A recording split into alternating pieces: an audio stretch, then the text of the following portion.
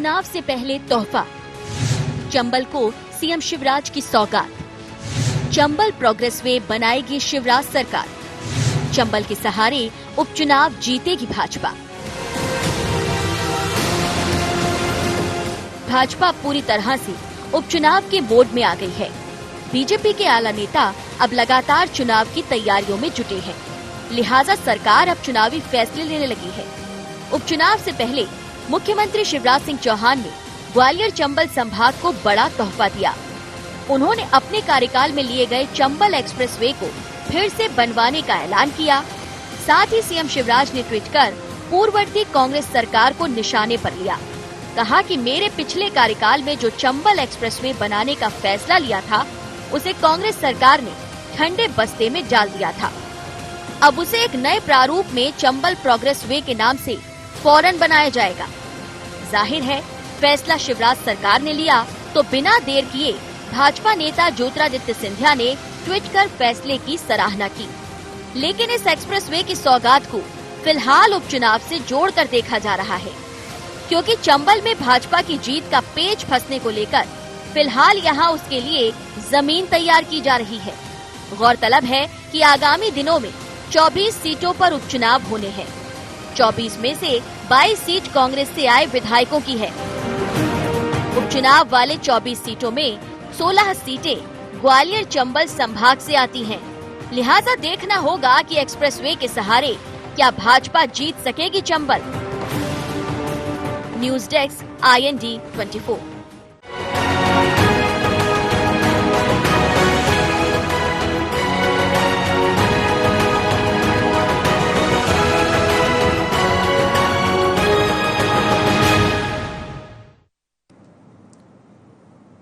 Chambal express way का नाम बदलकर अब चंबल प्रोग्रेस वे कर दिया है।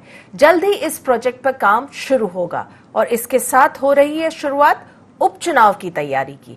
और ऐसा इसलिए कहा जा सकता है क्योंकि चंबल से 16 सीटें हैं जिन पर भाजपा की नजर है। जाहिर है चुनाव में वोट पाने और जनता के दिल में जगह बनाने के लिए जरूरी है, और शायद वोट पाने के हर रास्ते को तलाश कर रही है भाजपा।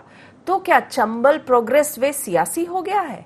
क्या वाकई इसके जरिए वोट बटोर पाएगी भाजपा और या जीत पाएगी चंबल? नमस्कार, शार्प एट 7 में आपका स्वागत है। मैं हूं मुक्ता पाठक। आज हम बात करेंगे सियासी जमीन पर चंबल प्रोग्रेस वे पे। चर्चा में हमारे साथ जुड़ चुके हैं फोन लाइन पे पूर्व मंत्री प्रद्युमन सिंह तोमर, और साथ में है पूर्व मंत्री चौधरी राकेश सिंह। साथ ही स्टूडियो में हमारे साथ मौजूद है editor in chief Sunil Shrivastava. आप सबका इस चर्चा में शार्प एट 7 में बहुत बहुत स्वागत है। सबसे पहले तो मैं आप ही के पास आऊंगी। चौधरी राकेश सिंह जी, क्या कहेंगे आप? ये जिस तरह से नाम बदला गया है, योजना दोबारा से जो है इसको शुरू की जा रही है, क्या कहेंगे? उपचुनाव का बिगुल बज रहा है, उपचुनाव की तैयारी है इसलिए?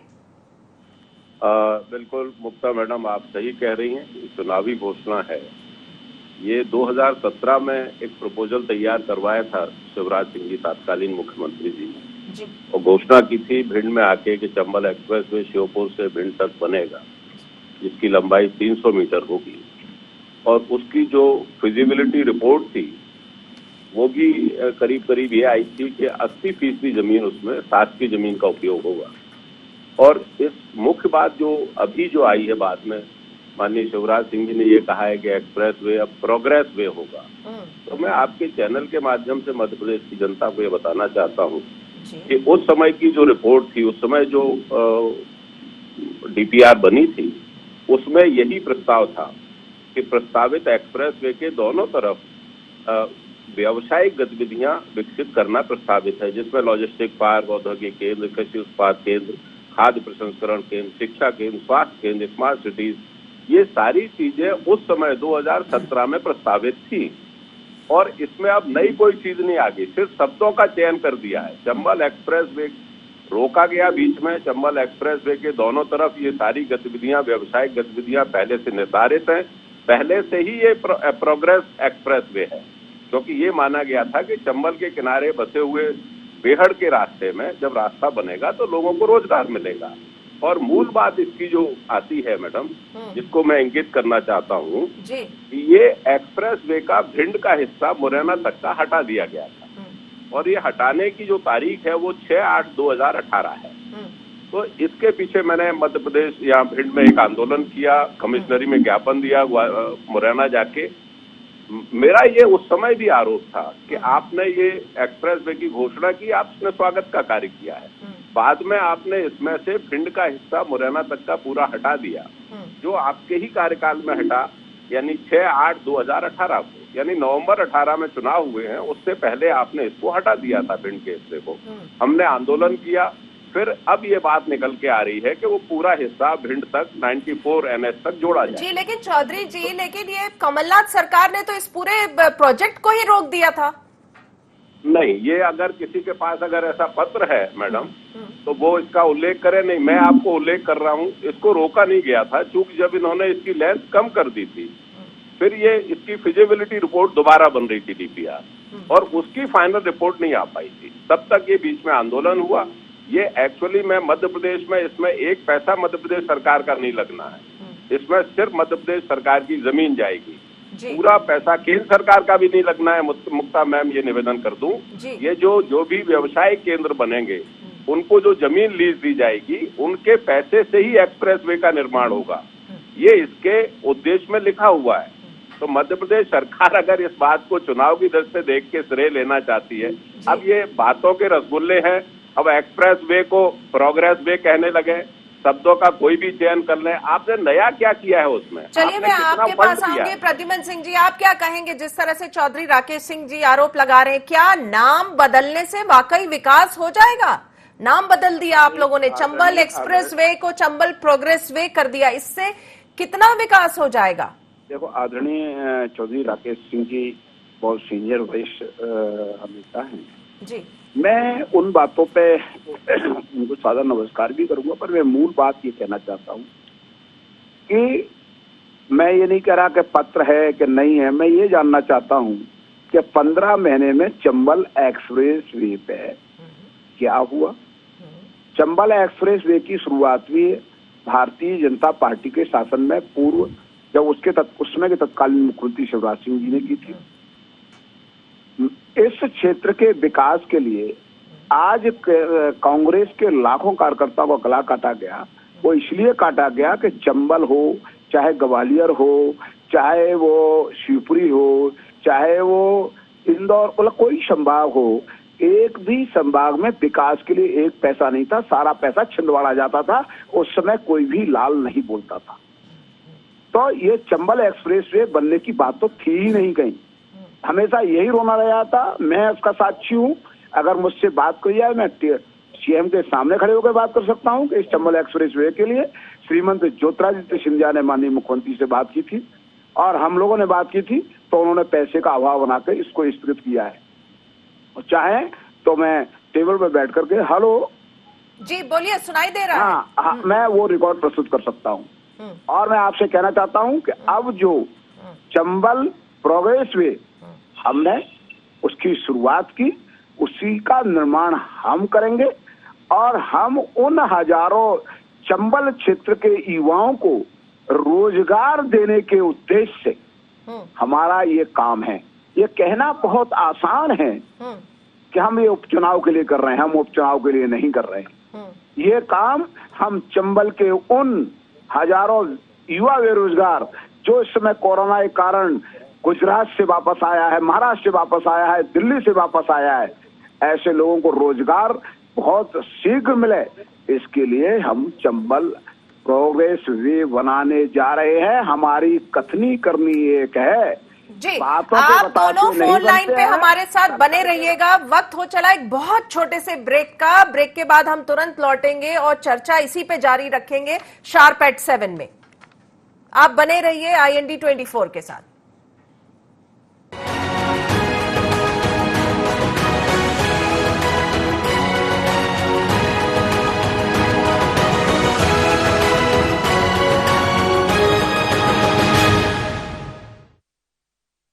बाबा इलायची को जैसे ही चखा तो लगा कि लाइफ के हर टेस्ट में होना चाहिए प्लेजर।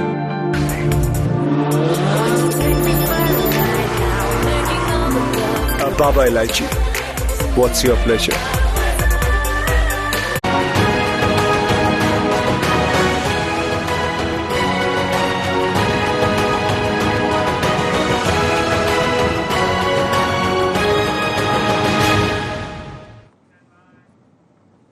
शार्प एट 7 में आपका फिर से एक बार स्वागत है। ब्रेक से पहले हम बात कर रहे थे चौधरी राकेश सिंह से जो पूर्व मंत्री हैं, और हम बात कर रहे थे प्रद्युमन सिंह तोमर से जो कि पूर्व मंत्री हैं। हम बात कर रहे थे सियासी, जो अगर हम एक तरह से कहें तो सियासी रंग आ गया है चंबल एक्सप्रेस वे को, जिस तरह से चंबल प्रोग्रेस वे का नाम दिया गया है। और अभी जो उपचुनाव होने वाले हैं उसमें से लगभग 16 जो सीटें हैं वो चंबल एरिया की हैं। आप दोनों मेरे साथ फोन लाइन पे बने रहिएगा। मैं स्टूडियो में सुनील श्रीवास्तव जी के पास जाऊंगी, हमारे एडिटर इन चीफ। आप इसको किस तरह से देख रहे हैं? देखिए, चुनावी रंग तो है इसमें, आप क्या कहेंगे?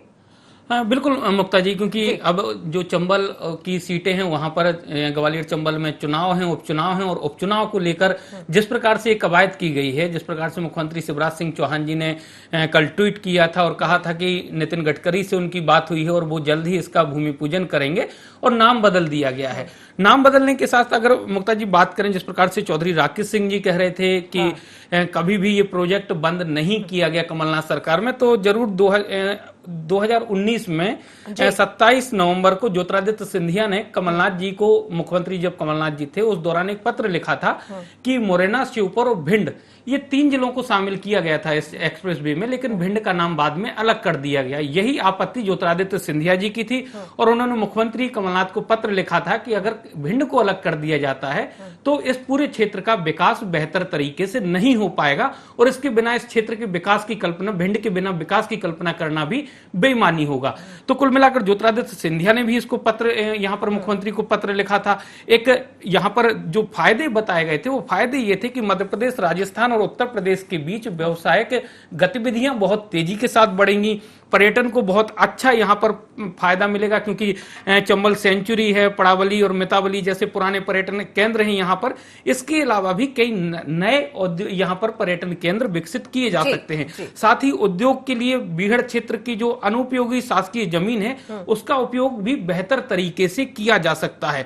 तो कुल मिलाकर कनेक्टिविटी की बात जिस प्रकार से हो रही थी कि मुरैना, श्योपुर सहित ग्वालियर सीधे जुड़ेंगे, और इसके अलावा राजस्थान, उत्तर प्रदेश से भी बेहतर कनेक्टिविटी हो जाएगी। इससे आवागमन की जो सुविधा है वो सुगम हो जाएगी।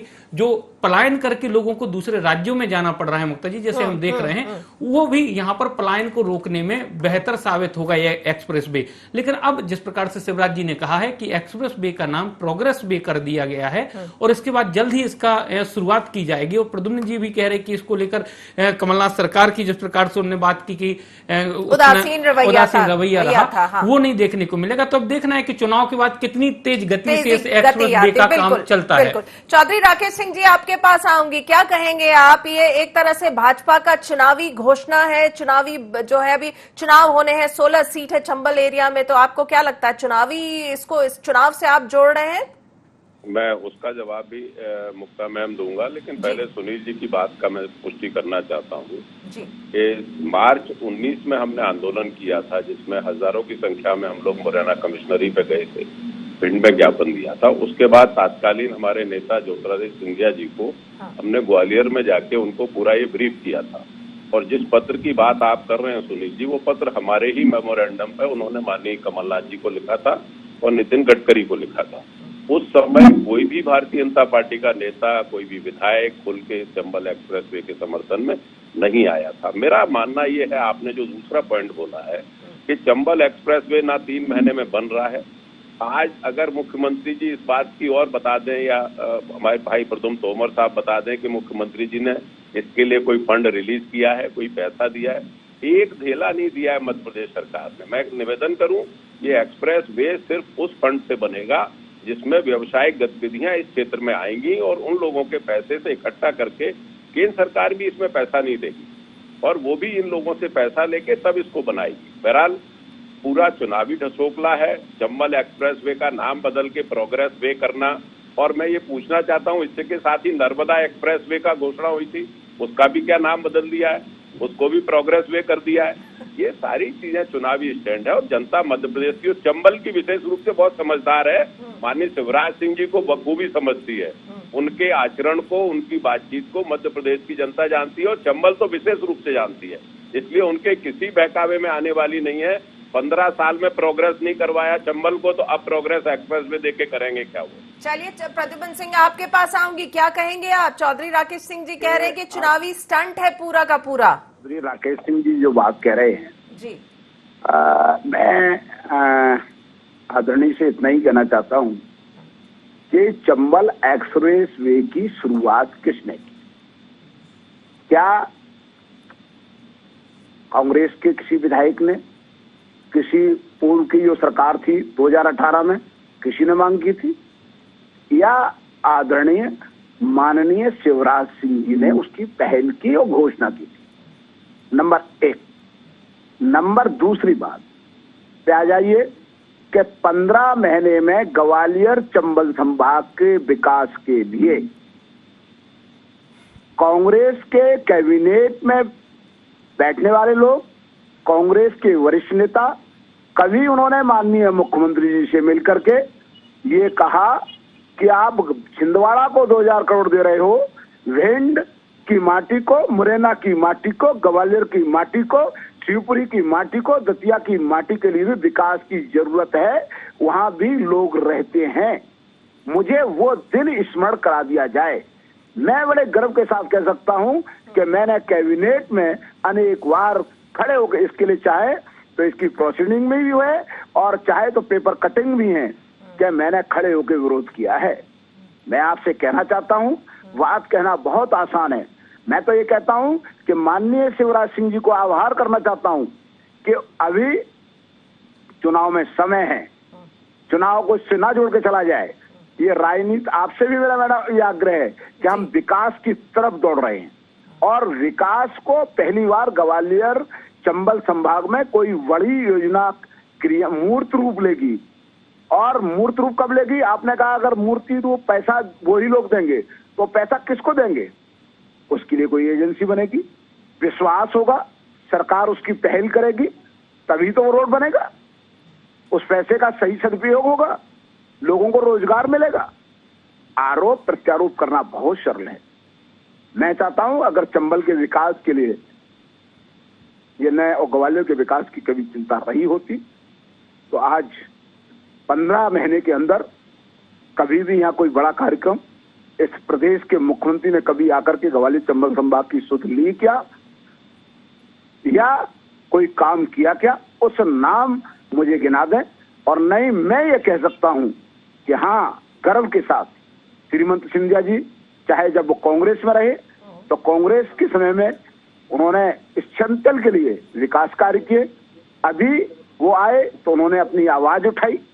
माननीय शिवराज सिंह जी, माननीय नरेंद्र सिंह जी, हमारे प्रदेश अध्यक्ष वी.डी. शर्मा जी, सारे लोगों ने एकजुट होकर के बात कही है कि संपूर्ण प्रदेश का विकास होना चाहिए, एक विशेष क्षेत्र का विकास नहीं होना चाहिए। देखिए चौधरी राकेश सिंह जी, ये बात तो कई लोगों ने हमसे कहा है, कांग्रेस के कई वरिष्ठ नेताओं ने, चाहे वो इस शार्प एट 7 में भी डिस्कशन के तहत बात निकलती है, ऑफ द रिकॉर्ड भी जब बात होती है, कई कांग्रेस के नेताओं ने ये अपना दर्द जाहिर किया है कि आपकी जब सरकार थी, 15 महीने की जो सरकार थी, कमलनाथ जी की सरकार थी, उस समय जो है पूरा का पूरा फंड, अधिकांश जो था उसका हिस्सा जो है वो छिंदवाड़ा की ओर डाइवर्ट होता था और बाकी प्रदेश के, मतलब बाकी जिलों में नहीं जाता था। यही बात अभी इन्होंने भी कही है, क्या कहेंगे आप?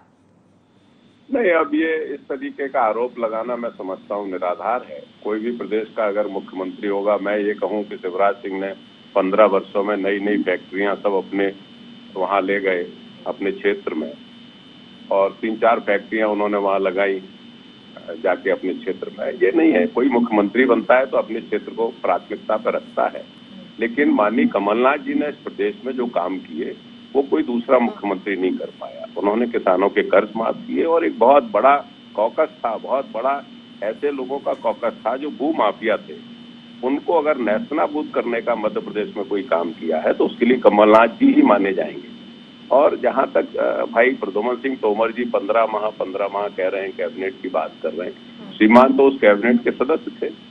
अगर श्रीमान वहां असंतुष्ट थे तो श्रीमान को वहीं इस्तीफा दे देना चाहिए था। कहते कि भाई मैं सहमत नहीं हूँ, आप ग्वालियर चंबल संभाग की कोई बात नहीं कर रहे हैं। लेकिन चलिए, इन्होंने समय समय पर विरोध किया, इसका भी मैं आभारी हूँ इनका। इन्होंने बात को अपनी को उठाया हमारे से, लेकिन कमलनाथ जी ने कोई काम नहीं किया। 15 महीने का समय मैडम बहुत कम होता है, लेकिन उसमें और इन पे कोई हाथ नहीं डाल पाता है। भूमाफियाओं पे किसी की हिम्मत नहीं होती। चलिए, हम स्टूडियो में सुनील जी हमारे साथ है, उनसे पूछेंगे क्या कहेंगे आप क्या कहेंगे। देखिए, आपने सुना दोनों के आरोप प्रत्यारोप को, सुना दोनों की बातें सुनी, क्या कहेंगे आप? देखिए मुक्ता जी, क्योंकि जिस प्रकार से अब चंबल प्रोग्रेस वे की बात हो रही है, उपचुनाव है और उपचुनाव के पहले हमने देखा मैहर में जब उपचुनाव था तो उस दौरान भी उसको मिनी स्मार्ट सिटी बनाने की बात कही गई थी, लेकिन उसके बाद से उपचुनाव होने के बाद से अब तक वहां पर किसी प्रकार की क्रियाकलाप नहीं है। नारायण त्रिपाठी जी का भी दर्द यही है, हालांकि वो बीजेपी में है अभी।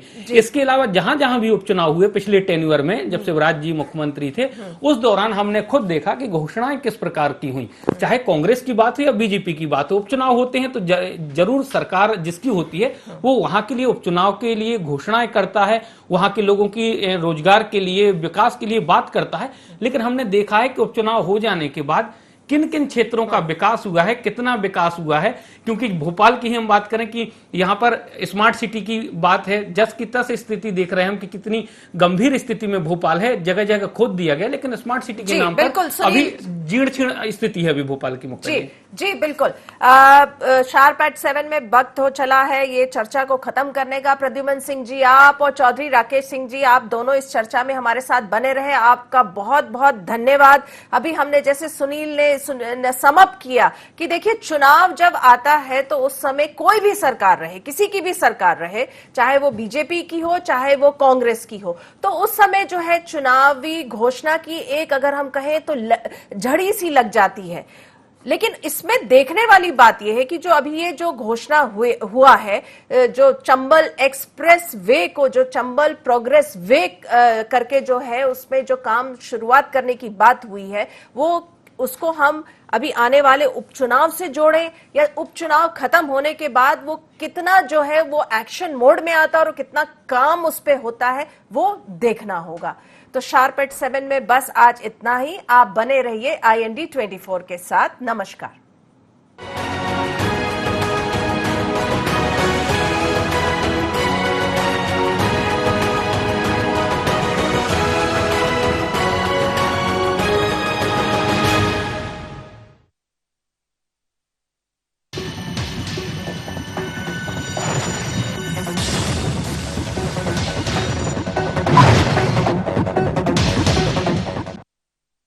बाबा इलायची को जैसे ही चखा तो लगा कि लाइफ के हर टेस्ट में होना चाहिए प्लेजर।